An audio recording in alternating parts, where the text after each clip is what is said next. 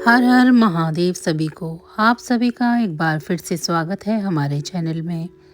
नमो भूतनाथम, नमो प्रेतनाथम, नमः काल कालम, नमः रुद्रमालम, नमः कालिका प्रेम लोलम करालम, नमो भैरवम काशिका क्षेत्रपालम।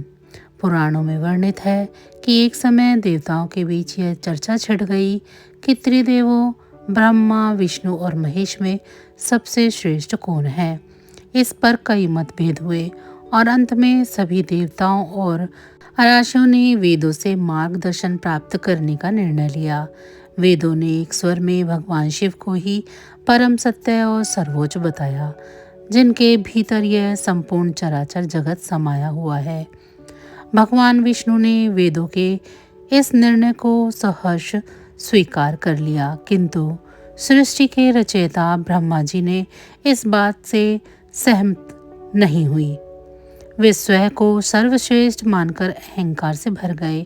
उन्होंने अपने पांचवें मुख से भगवान शिव के स्वरूप और उनके गणों की वेशभूषा का उपहास करते हुए अपमानजनक शब्द कहे। ब्रह्मा जी का यह अहंकार पूर्ण आचरण और शिव की निंदा सुनकर भगवान शिव अत्यंत क्रोधित हो उठे। उनका क्रोध इतना प्रचंड था कि उसे धारण करना पूरी सृष्टि के लिए कठिन था। अपने अपमान और ब्रह्मा के अहंकार को दंड देने के लिए भगवान शिव ने अपने भूख के मध्य से एक अत्यंत तेजस्वी, भयंकर और विकराल स्वरूप को प्रकट किया। यह स्वरूप साक्षात महाकाल जैसा था। शिव ने अपने इस अंश को काल नाम दिया, जिसका अर्थ है मृत्यु या समय का राजा। यही उग्र और तेजस्वी स्वरूप काल भैरव कहलाया। भगवान शिव ने काल भैरव को आदेश दिया कि वे ब्रह्मा के मुख को दंडित करें, जिसने अहंकार में भरकर उनका अपमान किया है। भगवान शिव की आज्ञा पाते ही काल भैरव ने तनिक भी विलंब नहीं किया। उन्होंने ब्रह्मा जी के उस पांचवें मुख को धड़ से अलग कर दिया, जिसने शिव की निंदा की थी। काल भैरव के इस कृत्य से ब्रह्मा जी का अहंकार तो नष्ट हो गया और वे 5 मुखों से 4 मुखों वाले हो गए, परंतु एक देवता का शीश काटने के कारण काल भैरव पर तुरंत ब्रह्म हत्या का घोर पाप लग गया। ब्रह्मा का कटा हुआ शीश काल भैरव के हाथों से चिपक गया और ब्रह्म हत्या की शक्ति एक भयानक स्त्री का रूप में उनके पीछे पीछे चलने लगी, जिससे उन्हें घोर कष्ट होने लगा। भगवान शिव ने काल भैरव को इस पाप से मुक्ति पाने के लिए तीनों लोकों का भ्रमण करने का आदेश दे दिया।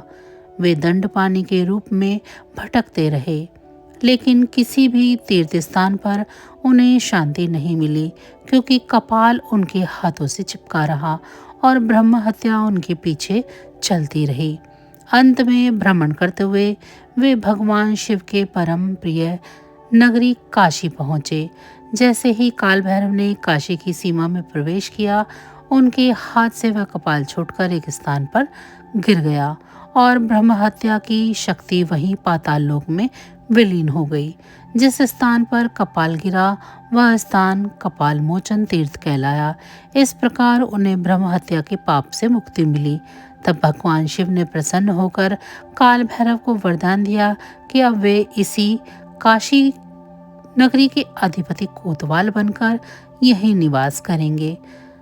यह भी कहा गया कि जो भी काशी में प्रवेश करेगा उसे पहले काल भैरव की आज्ञा लेनी होगी, तभी से काल भैरव को काशी का कोतवाल कहा जाता है, जो भक्तों के भय, पाप और संकटों को दूर करते हैं और धर्म तथा न्याय की रक्षा करते हैं।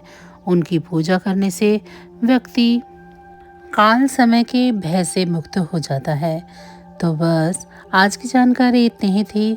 फिर मिलेंगे हम आप सभी को ऐसी ही किसी अन्य जानकारी के साथ अगली वीडियो में।